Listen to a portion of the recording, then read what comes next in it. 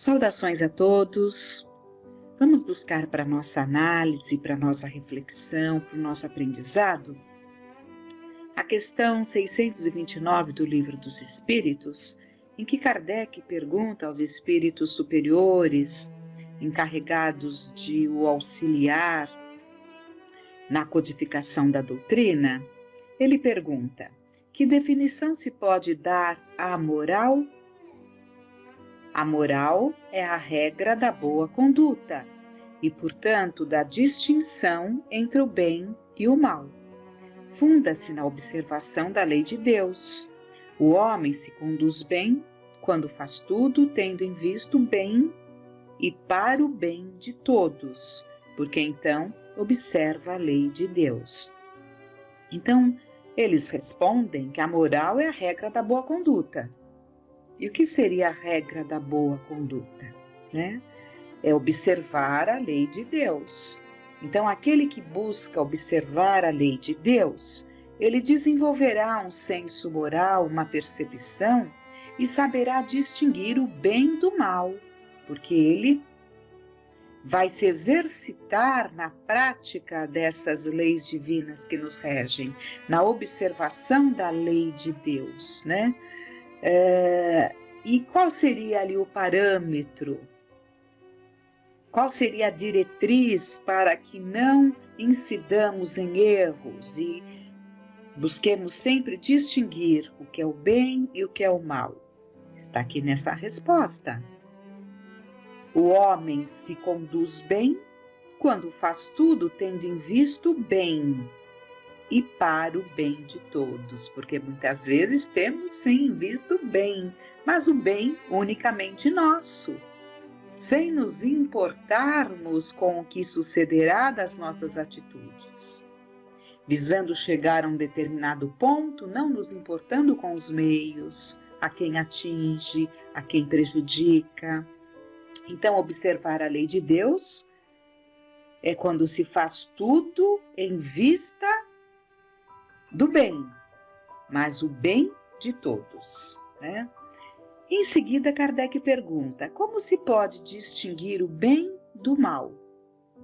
O bem é tudo que está de acordo com a lei de Deus, e o mal é tudo que dela se afasta. Assim, fazer o bem é se conformar à lei de Deus, e fazer o mal é infringir esta lei. Se conformar à lei de Deus significa se amoldar, né, se entregar à vivência das leis divinas que nos regem e nos conformando, se for ali na acepção do termo, nos conformando sim, porque aprenderemos a renunciar, aprenderemos a falar não para nós mesmos. Então, uma série de coisas que nos ajudarão a nos conformarmos. Mas, na verdade, é que o sentido é conformar, quer dizer, viver conforme a lei de Deus, né? E viver conforme a lei de Deus seria, né, inclusive, como falávamos, nos conformarmos com muitas situações e gostaríamos de fazer diferente, gostaríamos que fosse diferente, mas é preciso não perder em vista o bem, e o bem que atinge a todos, não apenas a nós mesmos.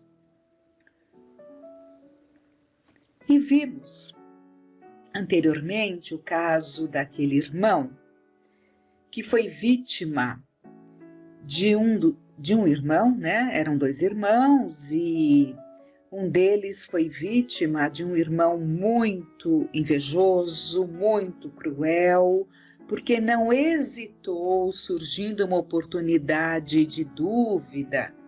Ali, nós vimos um dia desses, ele não hesitou em criar toda uma narrativa desmoralizando o seu irmão, né? A ponto da sua família desacreditar naquele filho que tinha se mostrado até então digno, correto, e ele passa por essa prova. O que nós queremos completar é que ele passa por esta prova, né? Nós vimos que tudo teria se solucionado porque vem à tona, né, que o dinheiro não havia sido desviado, vem à tona a razão dele estar na casa da cunhada, que foi ali numa atitude de amor, né, de atenção à cunhada ali, desprezada, abandonada pelo irmão. Então tudo vem à tona, mas antes que venha à tona, há um período de muito sofrimento para esse irmão que foi caluniado. Muito sofrimento. E aí é que nós temos que parar e refletir que tudo tem uma razão de ser. Tudo tem uma razão de ser.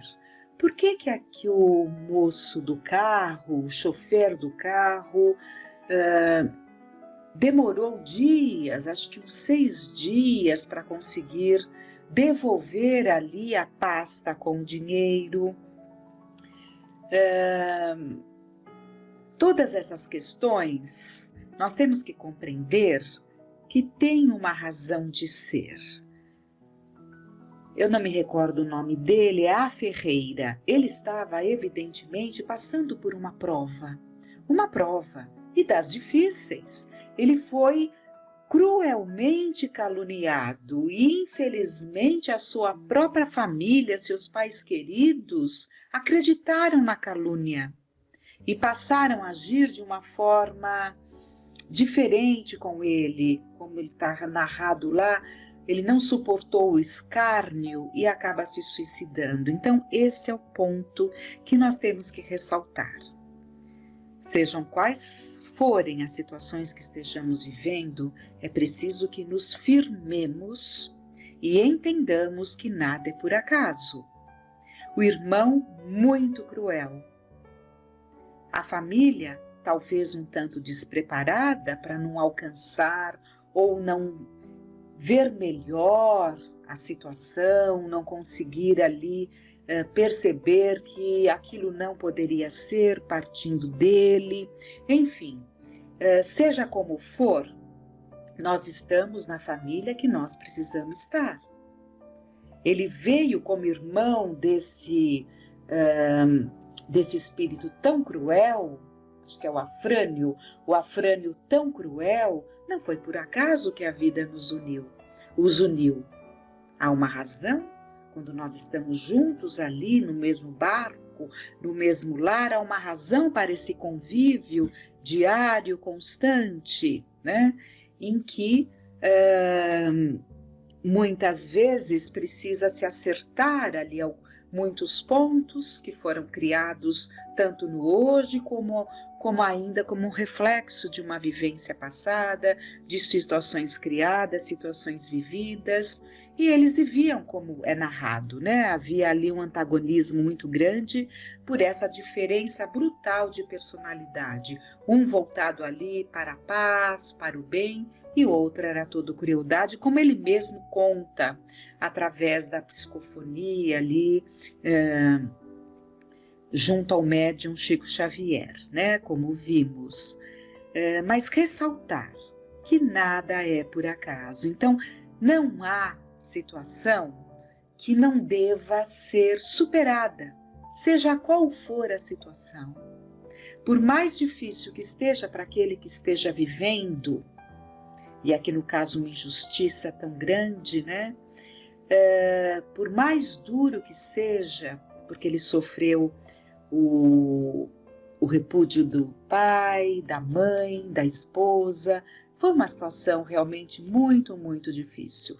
Mas por mais difícil que seja, ele deveria ter se firmado em Deus e suportado a prova. E é isso que nós temos que fazer, pensarmos, não é por acaso. Deus me ajude a guardar a bênção do tempo para que tudo venha a se resolver. Me ajude a ter força, me ajude a ter coragem para não fugir da prova.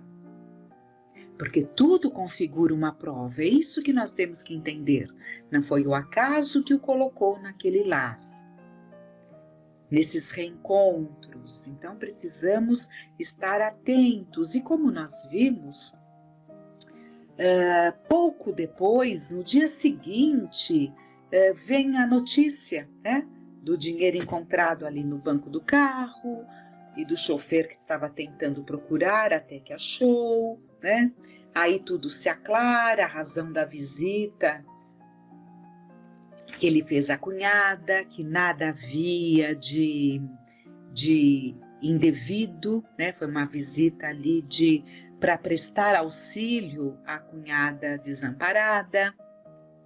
Então tudo veio à tona. Então isso nos traz a necessidade de nós percebermos quanto temos que nos cuidar, quanto temos que nos policiar, porque pensamentos de fuga são muito comuns e há várias formas que nós encontramos, porque nossa mente é fértil, de fugirmos às situações. Muitas vezes criando irrealidades e vivendo irrealidades, o que não deixa de ser uma loucura. E a loucura é uma forma de fuga, tanto quanto o suicídio. E o suicídio é sempre algo que deve nos levar a muitas reflexões, para que nós não permitamos nenhum pensamento de fuga da vida, seja o que for, por mais difícil que seja. E já temos aprendido que aquele que já praticou o suicídio no passado, em outras experiências reencarnatórias, é muito natural e comum que ele se veja planejando e pensando. Por quê?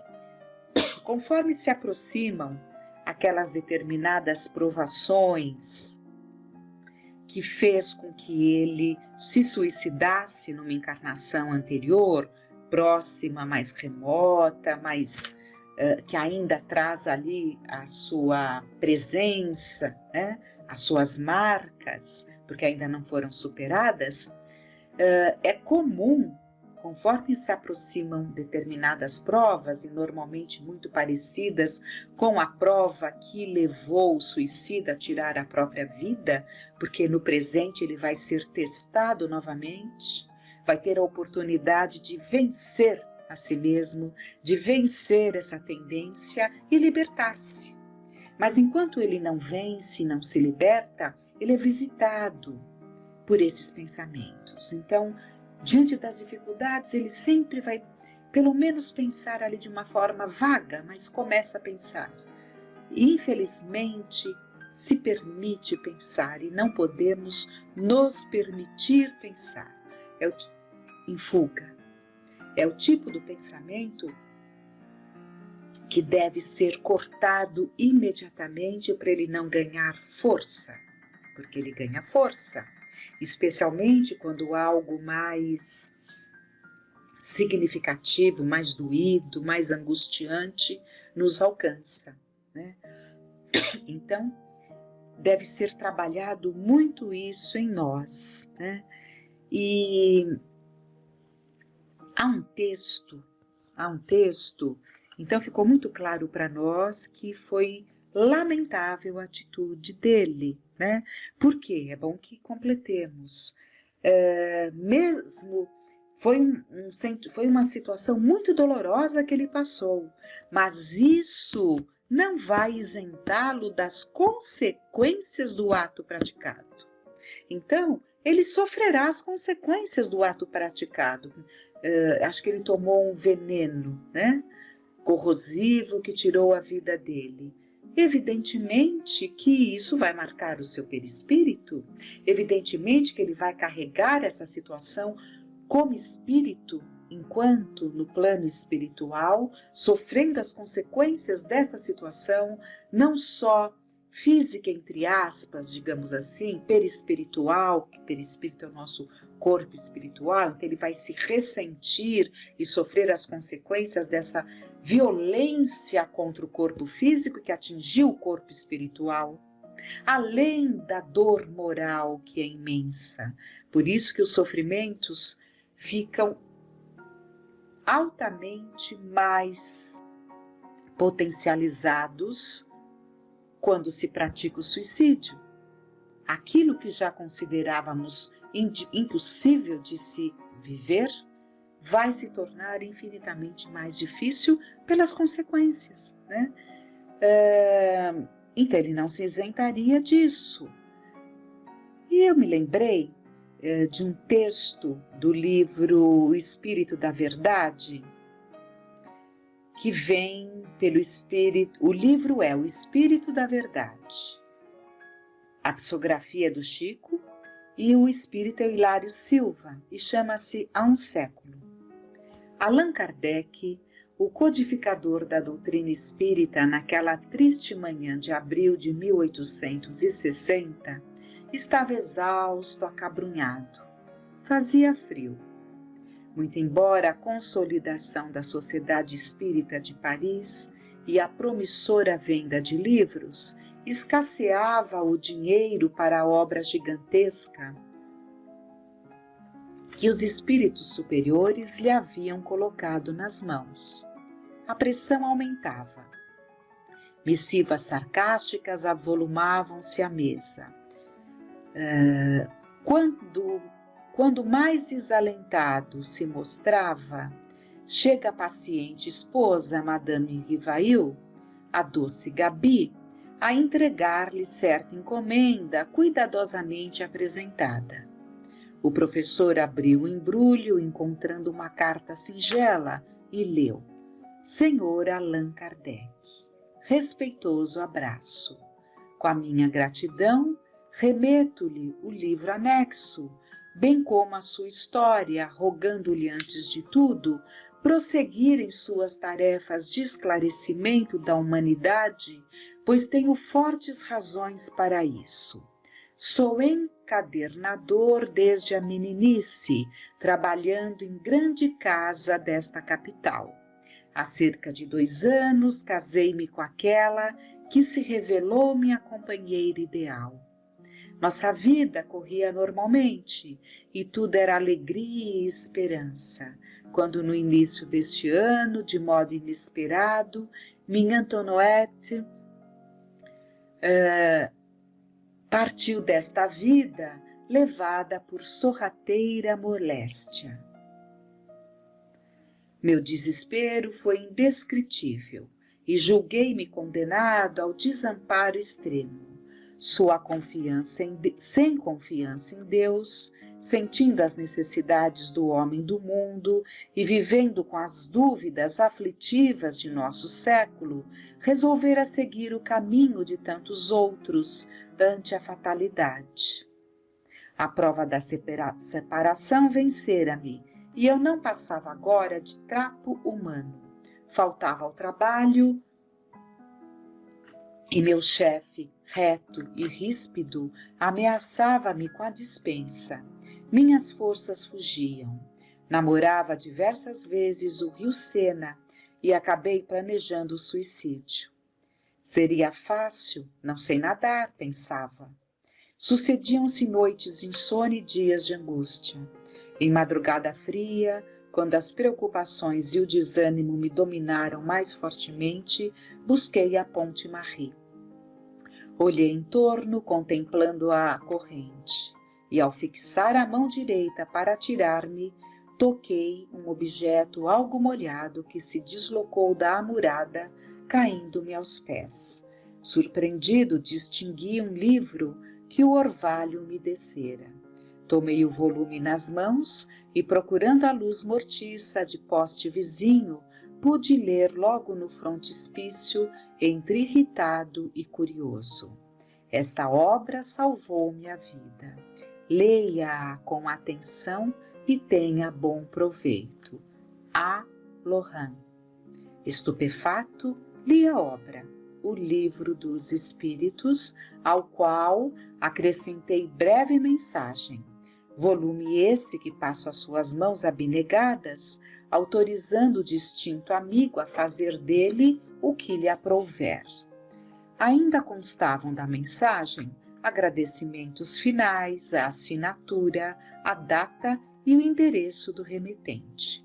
O codificador desempacotou então um exemplar de O Livro dos Espíritos, ricamente encadernado, em cuja capa viu as iniciais do seu pseudônimo e na página do frontispício, levemente manchada, leu com emoção não somente a observação que o missivista se referira, que foi justamente esse livro salvou a minha vida, leia-o, né? Mas também outra, em letra firme, salvou-me também. Deus abençoe as almas que cooperaram em sua publicação. José Perrier.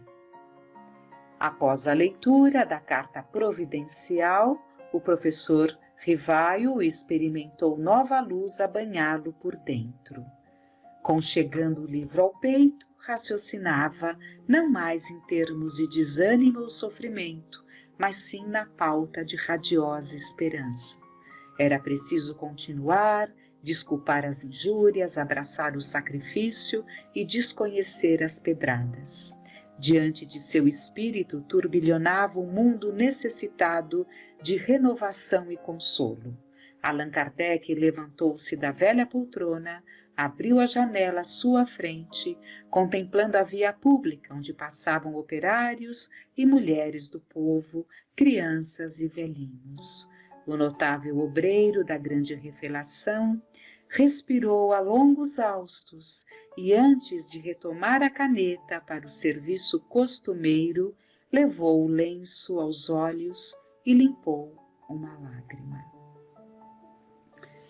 Que essas lições nos tragam as reflexões para nos fortalecermos e levemos ao conhecimento de muitos que não conhecem o consolo, o esclarecimento que a revivência do cristianismo, que essa doutrina nos traz. Que fiquemos em paz.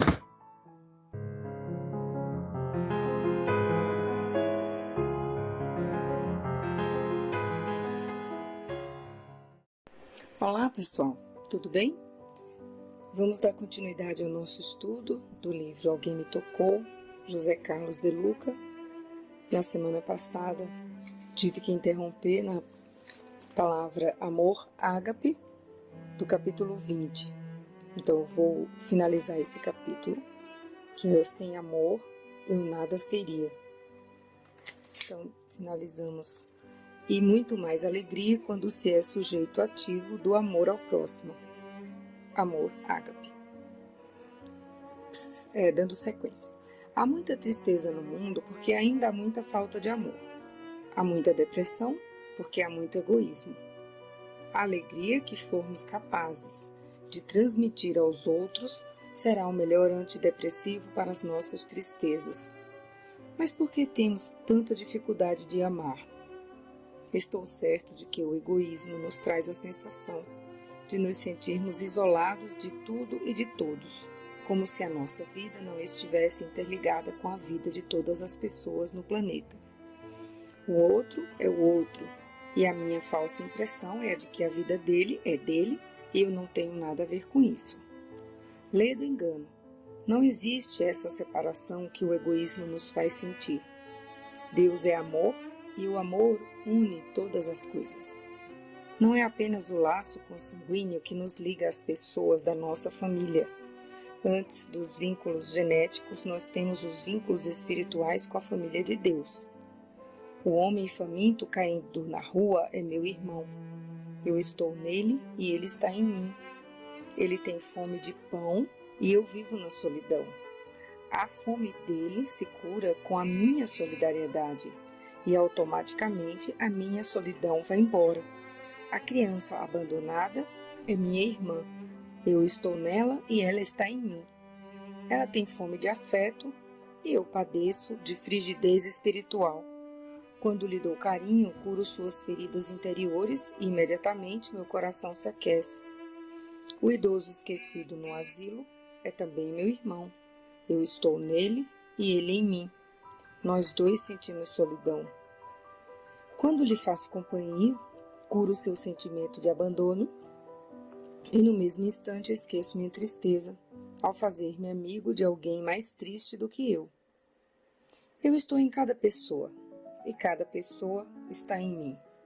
Nossa jornada aqui na Terra é curarmos uns os outros. O egoísmo deixa cada um sozinho na enfermaria dos seus sofrimentos, sem qualquer possibilidade de socorro. Só o amor nos coloca no mesmo quarto, para que ouçamos os gemidos de dor que cada um dá, permitindo assim que nos curemos uns os outros. Deus nos fez irmãos para que pudéssemos sentir o que o outro sente. Esta é a estratégia por meio da qual aprenderemos a amar. Comecemos por sentir o que o outro sente, sabendo que, sendo ele meu irmão, a fome dele também é minha, a dor dele também me pertence, a doença dele também está em mim. Fechar os olhos para a dor alheia nos levará futuramente a experimentar a mesma dor que o egoísmo nos fez insensibilizar os braços e o coração. O sofrimento é o processo compulsório de sensibilização amorosa do nosso ser.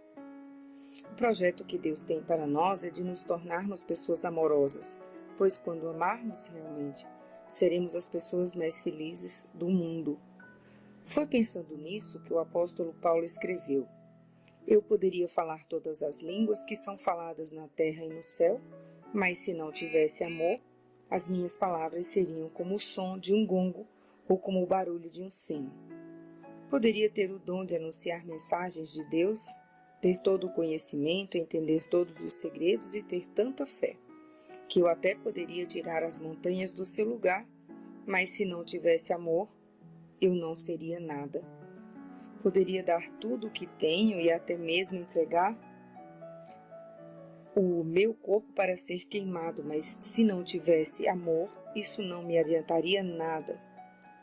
Essa passagem está em 1 Coríntios 13, 1 a 3. Vamos à prece que finaliza o capítulo. Jesus amado, eu quero um amor de verdade. Ensine-me a não ter um amor possessivo, um amor frio e indiferente. Que eu não confunda amor com sexo, amor com posse, amor com lucro. Você me ensinou a amar de um jeito que eu ainda não sei. Acredito que eu ainda seja muito inseguro para amar alguém, por isso somente quero ser amado.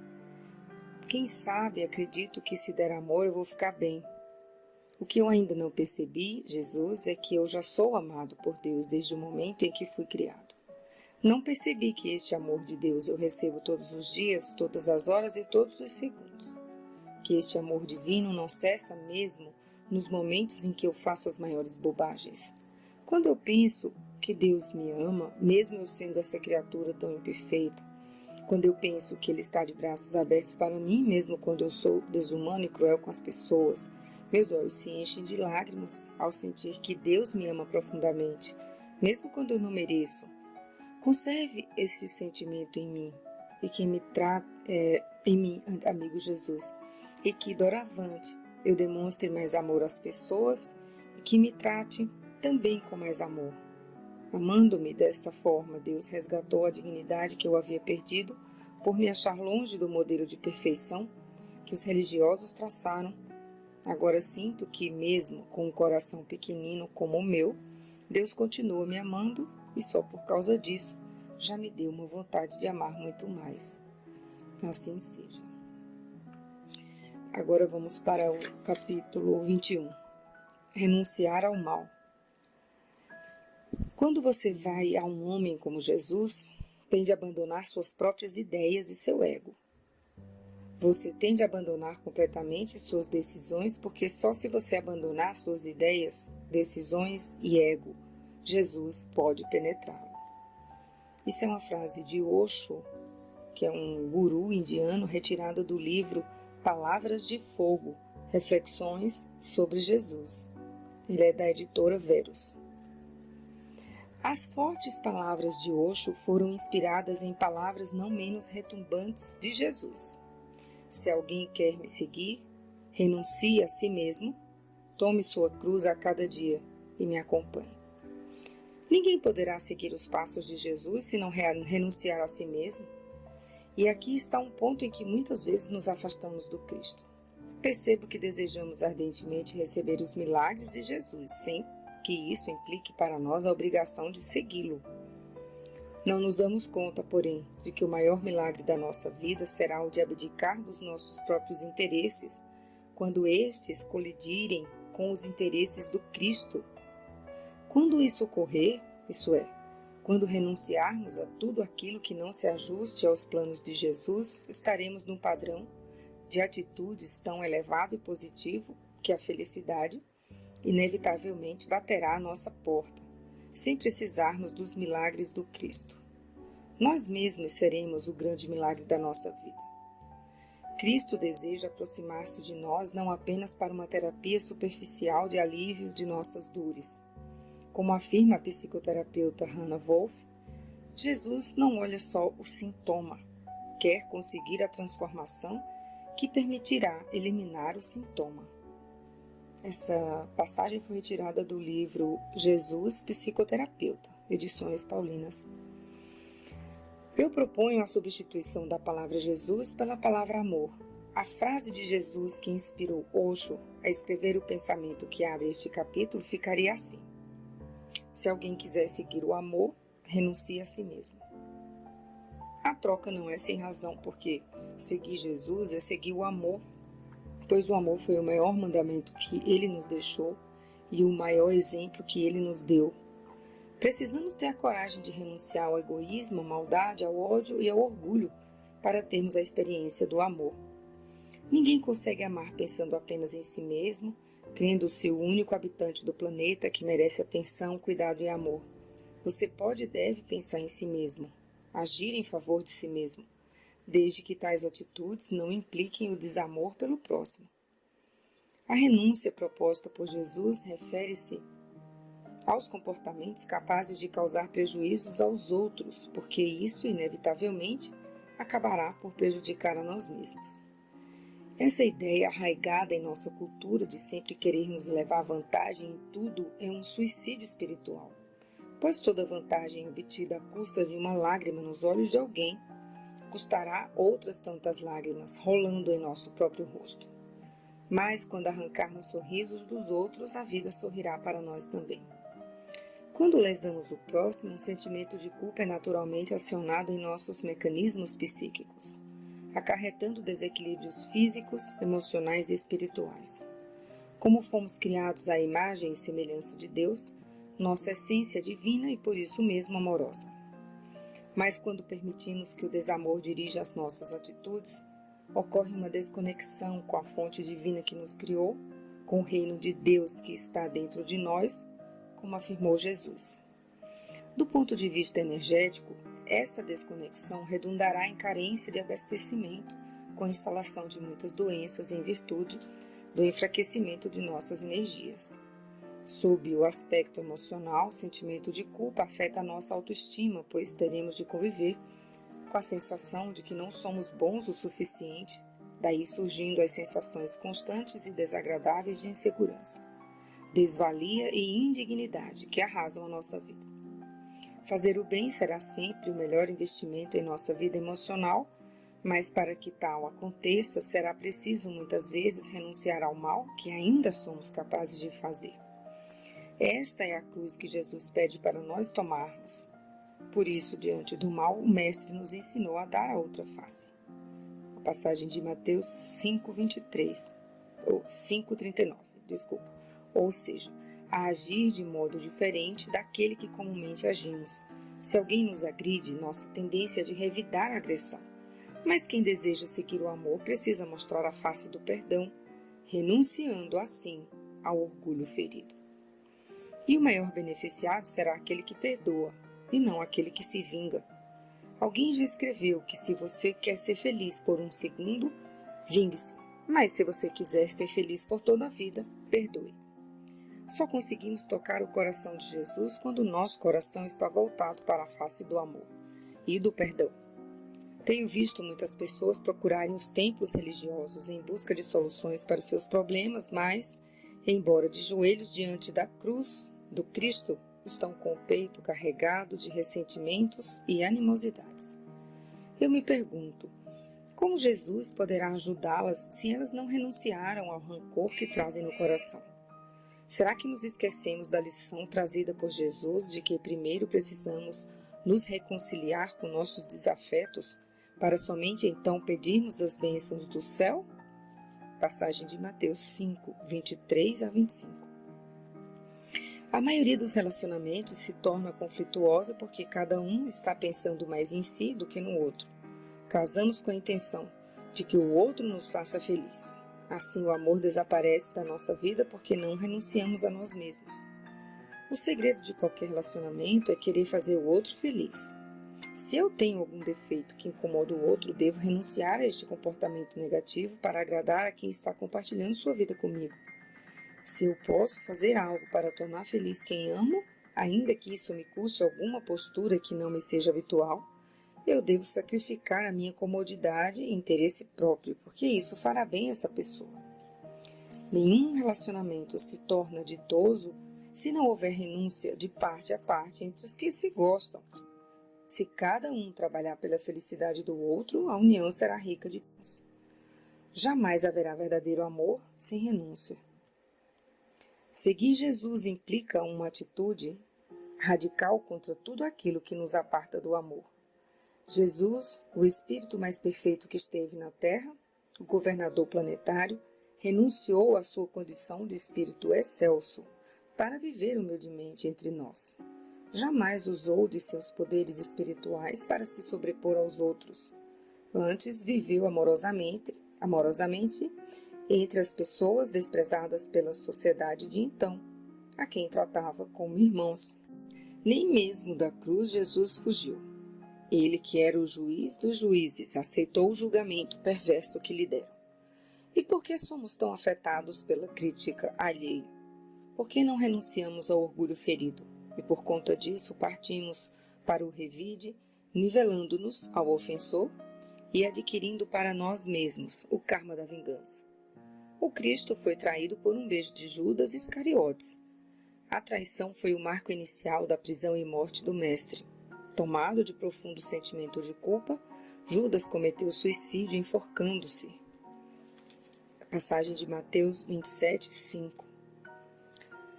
Mesmo traído, Jesus não se eximiu de, posteriormente, socorrer Judas nas regiões espirituais inferiores. Essa passagem pode ser encontrada no livro Pontos e Contos, do Espírito Irmão X, uma psicografia de Francisco Xavier, da editora Federação Espírita Brasileira, onde se encontra a notícia do auxílio de Jesus prestado a Judas, isso no capítulo 35. Jesus tinha razões de sobra para deixar Judas sofrendo, mas ele renunciou à sua condição de traído e foi socorrer o traidor.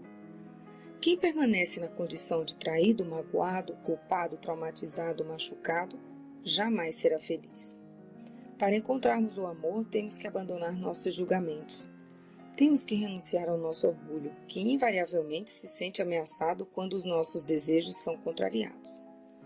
Seguir Jesus implica a renúncia do nosso ego.